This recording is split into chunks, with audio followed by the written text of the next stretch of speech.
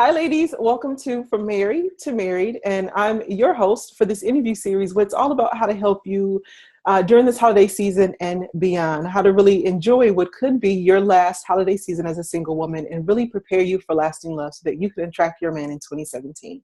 Today's guest is a passion and intimacy expert. Her name is Joanna Kennedy, and it's interesting because Joanna has an engineering background, but right now she uses her skills to help men and women really focus on how to get out of the friend zone, how to add more play, more attraction, more creativity in your life so that you can really feel fulfilled. You can feel like you are really embracing your magnetic power and you're able to be happy and experience more pleasure and experience more joy. So Joanna, I'm so happy that you're here. Welcome. Oh, thank you, Monique. I'm really excited to spend time with you and share with all the women.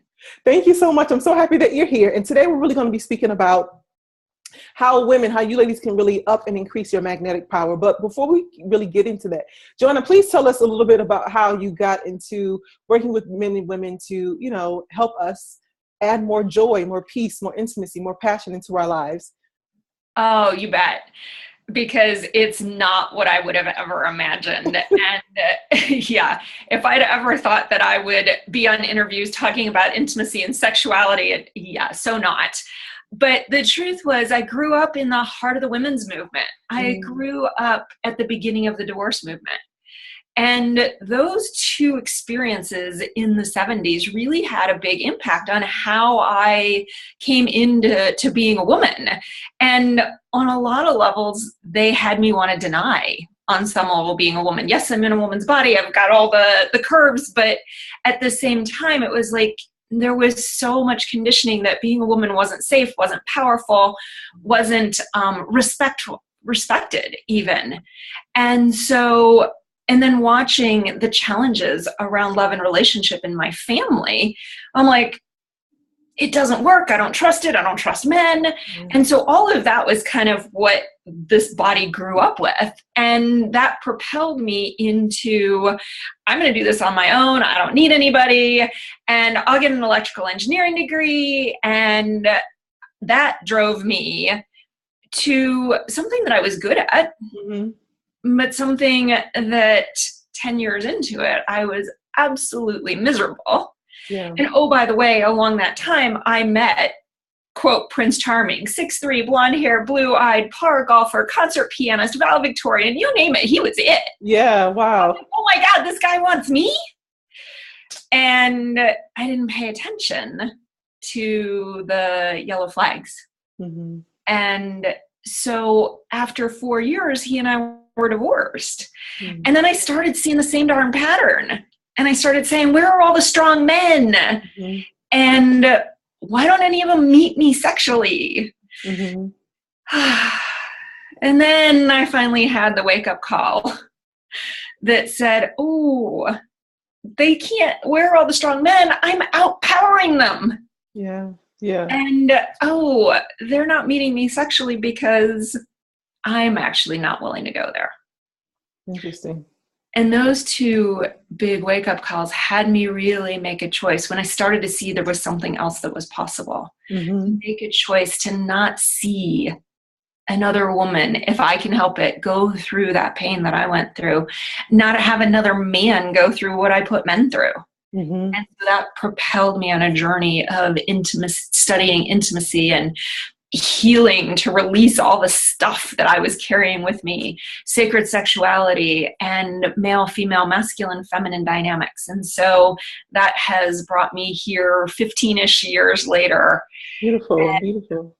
Being honored to really share this with men and women. Yeah. It's interesting that we're products of our generation. We're definitely products of our environment. And it's also interesting because I've been watching Mad Men lately, like binging on it on Netflix. And it's the first time my husband and I watch it. It's really good. I mean, there's some parts of it I was really, really triggered by just the amount of infidelity. And I was like, come on. But really the power dynamics and really sort of this beginning or like really in the middle of the women's movement. And so I say that just to say that I hear you in regards to that. And I want to go back to something that you mentioned, that you found that you were really sort of outpowering or overpowering the men that who were in your lives, and you also realized that you weren't really to go there because they weren't able to meet you sexually. What do you mean by go there? Tell us a little bit more about that. Oh, we're going to go right into sex right away. I love it. And breathe, because even for me, there's still a vulnerability in that. But here's what's interesting is, this is a kind of a funny story, but I remember talking to my sister. God, this was probably 20 years ago. Mm-hmm. And we were walking through a Bed Bath & Beyond, I'm sure it was. And I said to her, I turned to her and I'm like, why do I keep meeting all the sexually repressed men? Mm. And there's two funny parts to this story. My dad, who lives on the other side of town, literally walked around the corner. And I'm like, oh my God, did I just say that? Right. Did you hear that? Which is also part of what, honestly, now I realize why that story just came in, is part of the conditioning of why I held back my own sexuality, why there was this hunger. And so going back to the question, why do I keep meeting all the sexually repressed men, is because I attract what I am. I attract the frequency, the vibration at which I'm showing up. Sure. And so they, no matter where they were sexually, I could have never let them take me any further because I had my beliefs and judgments about my own sexuality. Mm-hmm. And our sexual energy is so powerful. It's part of what actually makes us attractive. And it's not about being attractive, oh, I want to have sex with all of you. I don't. Mm-hmm. But there is an owning that I am a sexual woman, that sexual pleasure is my birthright. And so all of the conditioning, I had a grandfather who was a minister, grew up in the very conservative Midwest, and incredible judgments about sexuality and sexual expression. And there was this part of me that wanted to come out and play. Mm-hmm. And I was terrified of her. Gotcha. Yeah. So that's why men actually couldn't go there with me, because I couldn't go there with them. Yeah. And there is full enjoyment and expression of who we are sexually. And to say that I have that all completely figured out at this point, I don't. But am I experiencing way more pleasure and enjoying much more and had those moments of, oh my God, what was that? Yeah. Oh yeah. And there's an infinite potential of pleasure for us. That's beautiful. Continue expanding into it. I love that infinite potential. There's always the saying, like, I'm not where I used to be, I'm not where I want to be, but thank God I'm not where I used to be. So it's a process. I've heard that before, but I'm going to remember that one. It's something, it's real churchy. Church folk will usually say that, but got it. Okay. When you say really, owning your femininity, owning your sexuality, being able to tap into this infinite potential, what do you find in the work that you do with women that are really some of the barriers? Like, what would you say? I know we talked about like what do you find are the 3 barriers to this attractive force that we have within us? Because we women are really craving more. And sometimes it may be, more sexuality, but just really more of who we are. So what have you found to be those barriers? The 3 biggest ones that I see show up are, first and foremost, trying to be the good girl, the nice girl, the one that is pleasing, and the one that, as much as it's very funny, as I started to say this, I'm like, oh yeah, there's this, we want to show people that we're a powerhouse, and I'll come to that one in a minute. But then there's another part that tries to be the nice girl, tries to go along, tries to fit in, tries to, what does he want? Oh, wherever you want to go to dinner, honey. Mm-hmm. Oh, or on a first date, wherever you want to go.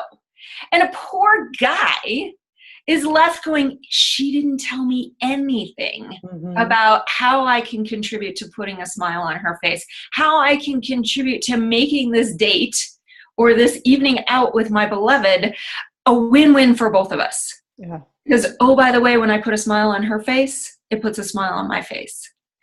And so this, where we don't know who we are, or we know who we are, but on some level we don't think they'll like us for it, or they'll reject us, or, oh my God, if I say that, what will he think? Mm-hmm. And so we don't share our desires. We might not share that, yeah, I'm actually dating because I'm ready to get married. Yeah. We don't share that, oh yeah, I want to have 4 children or 2 in the next 2 years, or the next 2 years. Right. But for some of us, because women are waiting later and later, that may be the truth of where we are. Or it may be Saturday afternoon or Saturday night, and we don't tell them what we actually want to do. And we go along with what they want because we think that's going to keep us closer. But we've just denied ourselves. We've not shared ourselves. And they're falling in love with somebody that they don't actually even know because we're putting on this persona trying to do it right. So he'll like me. So that actually leads to disconnection and it leads to resentment over the long term. Yeah, for both parties too. Totally. Yeah. So that's the barrier. And the antidote is be ecstatically authentic. That authenticity that is so you, that you love being you so much that you never sell yourself out for anybody or anything ever again. Beautiful. That's the first one. That's the first one. Okay. So really, just to sort of recap that, be us. We're the antidote is be us, but really the issue is that sometimes we try to please the other person. We go into that nice girl syndrome. Yep. The disconnection and the resentment. Yep. And be us on a level that we love being us. Gotcha. And what I'm hearing when you say that too, is just really learning how to create opportunities so that what I call create those moments that really can capture desire on both ends. So when we create the opportunity for the man to please us, I heard you say we're happy, right? But also he's happy and attempting to make us happy. It really does bring purpose to his life. So I hear you, Joanna. That's absolutely. Oh my God, totally. Yeah. And when we do that and we are ourselves, the ones that are attracted to us are going to be so into us because we've given them the gift of us. Yeah, absolutely. So thank you. So what's number 2? Number 2, I'll speak a little shorter on this one because I want to give a little more attention to the third one. And the second one is actually that we don't understand the differences. We imagine that and I'm going to speak specifically to heterosexual relationships right now, that we imagine that the man in our life is just like we are. Operates, thinks, needs, desires what we do. And the differences between us are enormous. And very often those differences are both what frustrate us and what make us massively attractive. So if we can learn to dance in those differences, and there are tons of them, but if we learn to recognize them and dance with them, that will increase our connection level and our happiness level dramatically. Yeah. And that's the part that needs work too. Because there's one thing like when you're in the dating phase, you're really trying to make yourself more attractive. You want to meet a man who, appeals to us. And then there's another thing is that once you actually have them and you're in a relationship or even married, it's like it's a multiplier and that those differences are really magnified. So being able to, like you said, dance in the differences is such a key skill to have now and beyond, really. And that's absolutely that wants to be replicated to our daughters, because that's the thing that we don't really understand. And it's, those differences are real. They really are. Yeah, but they're beautiful though. So I like what you said, is that those are the things that makes, that really can attract us to a man. But at the same time, I was like, hey, what's going on, brother? What you doing? Totally. It's like my favorite one to point out is like, God, it's so frustrating when his attention is over there and over there and over there, and he's not seeing me and he's not paying attention to me. Because he's completely one-sided focused on whatever is the point of his attention right now. Yeah. But oh my God, when he turns that attention to us and we're really willing to receive it and be that one object of all of his attention and devotion in that moment, ooh, yeah, really yummy. Yeah, absolutely. That's beautiful. Yeah. Okay, let me give you the last one, the third one real quickly. And that is, and ladies, take a deep breath before I say this, but it's the idea of equality and independence.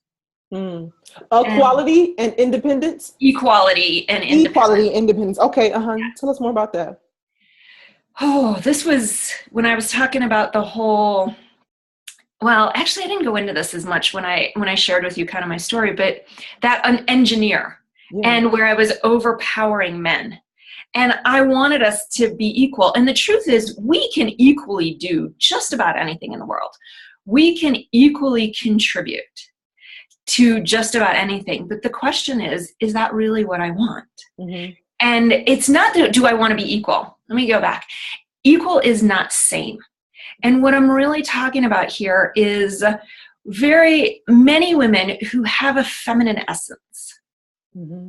really want to be asked out, picked up, and taken to dinner, for example, if they're honest. Yeah. But we imagine that although that's what I want, I really want him to ask me out. I really want him to, maybe not on the first date, but by the third one, certainly say, can I pick you up at your house and take you to dinner? Mm-hmm. And, oh, by the way, there's not even a question about who's providing dinner. Yeah. And we imagine that somehow makes us unequal. So we're striving for equal. I'll ask him out as many times as he asks me out. I'll pay for dinner as many times, or we'll split the bill. Mm-hmm. I'll call. I'll pick up the phone. And what that does is wreak havoc with the dance of the masculine and feminine. That the masculine is this providing and penetrating energy that's direct and decisive and solid, and dances with the feminine energy. Mm-hmm. That is receptive and flowing and sensual and vulnerable. None of which makes us weak, by the way. Mm-hmm. If we're good receivers, it doesn't mean we're weak. It means that we can receive. And oh, by the way, he loves providing. Yeah. And if I'm good at receiving, again, we both win-win. So the equality and independence tries to neutralize our sexual energy, the masculine and the feminine, that makes us so hotly attractive when they're polar opposites. Mm-hmm. And it's this that over the last 50 years has wreaked havoc on the sexual energy between us. And that sameness has neutralized what can be so passionate. And this is what puts us in the roommate zone. Gotcha. Friend zone. Because we've flattened all that different juicy energy. Right. I hear you. Yeah, that's absolutely true. So what can women do? What can we do right now in order to boost? So I'm hearing that right now, since a lot of times our energy can be very neutral, right? So we're not creating that sexual polarity, that thing that really creates that attraction. But what can we do? What can a woman do to boost her magnetic appeal right now? Any sort of tips for the holidays and beyond about what she can do to up that magnetic force? Yes. So the number one thing that makes, in my experience, that makes a woman magnetic, well, actually authenticity first and foremost, which we talked about earlier. Second thing is her light, her radiance. Mm-hmm. And so in our go, go, go driven world, we're often like, okay, let me get out to happy hour. Oh, I'm going to, I'm making it to the party, but the body's making it, the soul and the spirit sort of got left behind. Yeah. Yeah. And that's what needs to be cared for. So whatever it is that you need over the holidays and actually through life, to have you be filled so that you can actually, your light just naturally shines. It's not something we do with our makeup or we do with our dress, but it's just the energy that we show up with. And the critical factor behind that is that we have to actually take care of ourselves. Mm-hmm. So take care of yourself. Let your light shine, be authentic. One of the ways to practice receptivity, mm-hmm. so our receptivity muscle, if someone says, I like to say the unfortunate mantra of the modern day woman is, no, I got it, when somebody offers help. Yep. And that the happy woman, her mantra is thank you. Yeah. So if someone offers to receive and support you, or offers to give to you, support you, help you out in any way, practice saying yes and thank you. Yeah. And then the last one that I'll bring in is that one of the ways that we connect to our feminine is very sensual. Yeah. We'll stop and enjoy the sip of the drink or the holiday fare, and we'll actually taste it and enjoy that we're tasting it. or really feel into, put something yummy on our bodies in terms of, a fabric that feels good, or, just whatever it is, our touch, our sense of smell, put on a perfume or an essential oil that has you feel good. Because we stop, we breathe, we feel it. So every one of our senses, indulge those, and inherently you will connect more with your feminine. I love that. I feel like I was just speaking to another expert and we were talking about the sensory experience of a woman. And especially when men come into contact with that, it takes them out of their body, out of their head, or out of their head, and gets them more like into their body, into feeling. It really can. We add color, right? We add color to their lives, and so it's really important for what I'm hearing is for us to add color to our lives by shining our light. And the way that we can do that is by really, really, really caring for ourselves. I was going to say something. I just lost it. It was about, you mentioned boosting, like putting on something yummy. Oh, I just lost it, Joanne. I should have written it. Yeah, it's all right. It'll come back. It'll come back. What was it? Okay. I know what happened. Okay, so do you find that there is a link between a woman's pleasure in life, not even just sexual pleasure, but the sense of play and how, we go about life feeling more light, feeling more free, and creativity or attraction in the world? Tell us a little bit more about that, like this creative power. Yeah, well, it's creative and expressive power. It's rooted in our sexual center. So if we're in denial of our feminine energy, we'll often be disconnected from our expressive and creative energies. And so again, it's not me walking around going, I want you sexually, but it's me walking around saying, I am a feminine being with a sexual essence. And when we do that, what's really amazing, and I see it time and time again, is that our creative energies start to wake up. I used to walk around and go, there's not a creative bone in my body. Yeah. And now it's like, oh, I long for more time to play with those creative expressions. So it will come back.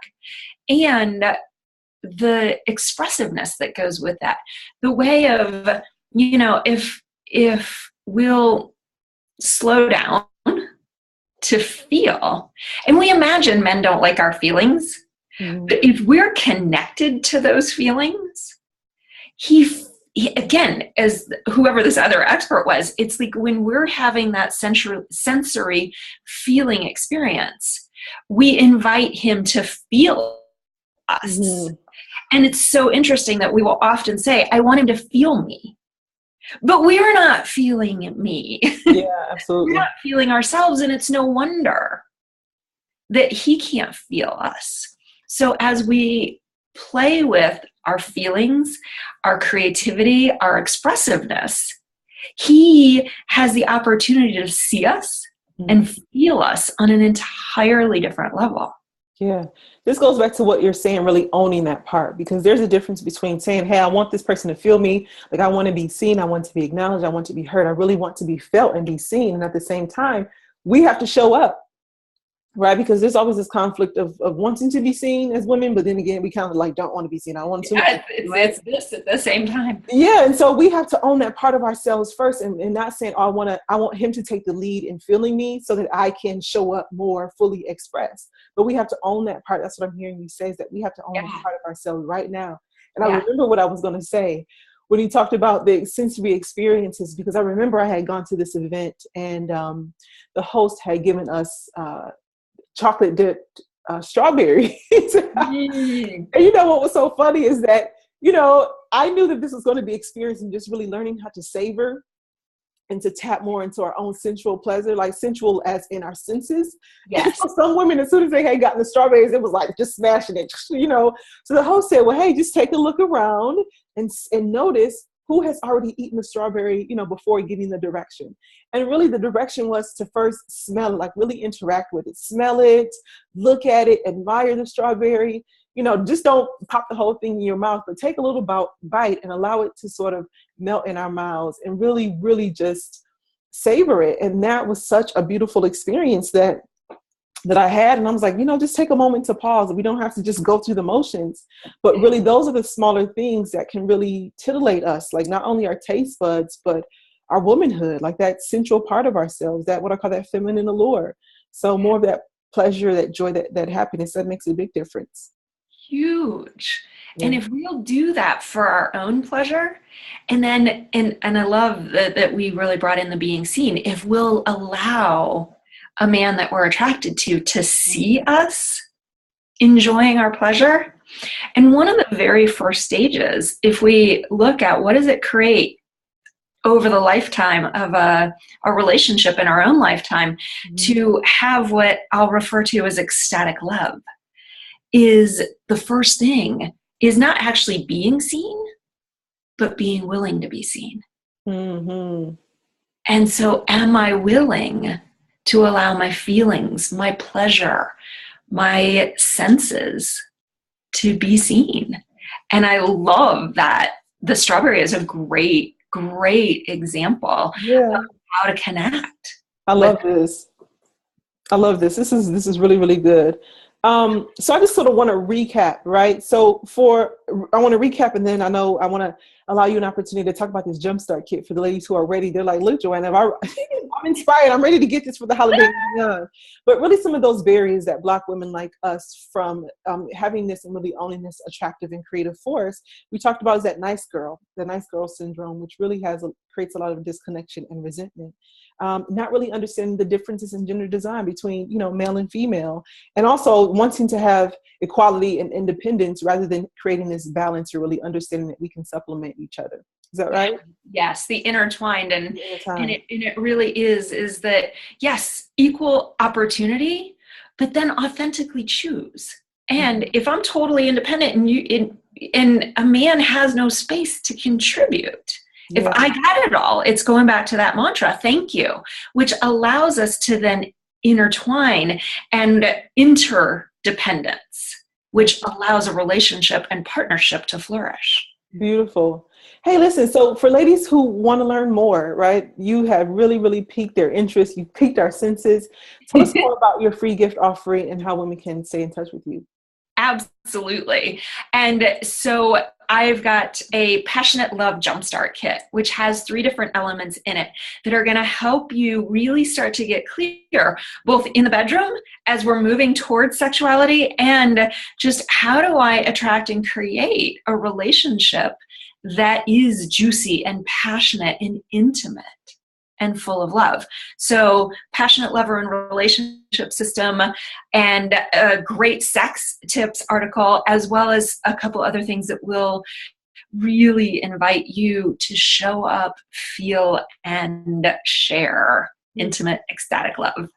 Thank you. Joanna, I want to acknowledge you, and just for, helping us women to get closer to our own sensuality so that we can experience more pleasure, more ease, more joy, more happiness in our lives, both creating that and then allowing ourselves to open up to the possibility to experience that without it really being taboo or sort of prudish, So I just want to say thank you for bringing your work and your message into the world. Thank you so much for all of this. Yeah. You're welcome. So there you have it, ladies. I hope that this interview served you. It definitely served me. And if it has, right, if you want to learn more about Joanna, you want to get that Jumpstart to Intimacy Kit, go ahead and click the link below this video. And that way you can get access to it immediately. Also, if this interview series, right, is bringing you more information and you find it to be resourceful, I want to encourage you to share this series with 2 women that you know, because when you share, you add value. My name is Monique Head, and I'll see you in the next video. Take care.